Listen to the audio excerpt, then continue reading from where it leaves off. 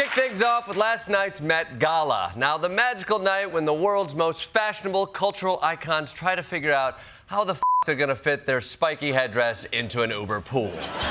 On fashion's biggest night, garden-inspired looks on full display, right in bloom with this year's dress code, the Garden of Time. Fans tried to figure out which star was fully covered head to toe in a floor-length beige umbrella. Now, this is water singer Tyla.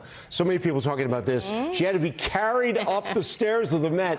The dress, which was made of sand, was simply too heavy. Okay. A dress made of sand is super impressive. Who are you wearing?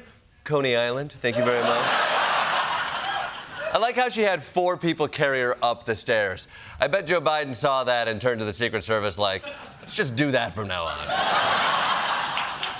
But the true glam heads weren't paying attention to the Met Gala because the real action last night was in Moscow, where Vladimir Putin held an opulent inauguration that just screamed, definitely not a dictator for life. We continue to watch live pictures from Moscow, where Vladimir Putin begins his 5th term as Russian president. The strongman has already been in office for nearly a quarter century. Putin's new term doesn't end until 2030, and at that point, he'll be eligible to run for another 6 years if he wants. It has been a lavish and opulent ceremony there in Moscow. Come on, Vlad! You can't show up to all this in a suit. Come on. They got the wizards and the golden walls. You're walking in like you're late from the office, man. How do you think Merlin over here feels, huh? He's like, I went full Hogwarts over here, now I feel like a dick, Vlad.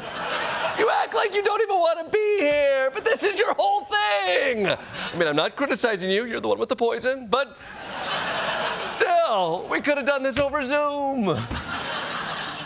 Let's move on to America's Vladimir Putin, Donald Trump.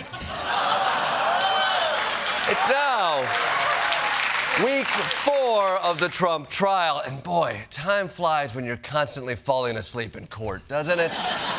But I can guarantee you Trump didn't nap during today's testimony, which brings us to our latest installment of America's Most Tremendously Wanted.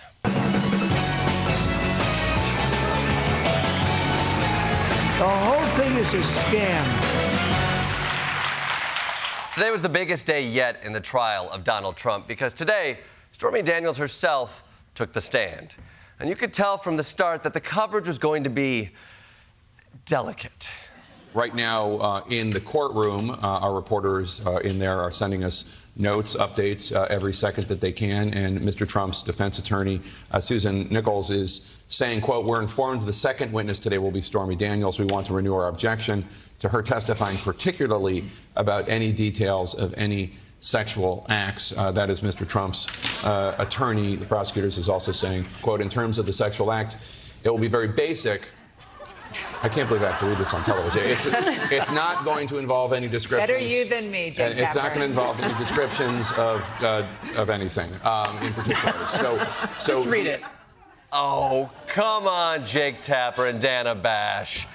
Acting like you're too good for this, like you've never seen genitalia before, all right? You're very prudish for people whose names sound like porn names. Jake Tapper and Dana Bash in State of the Union. Yeah, oh. They're gonna smear Kanish all over your Wolf Blitzer, you know?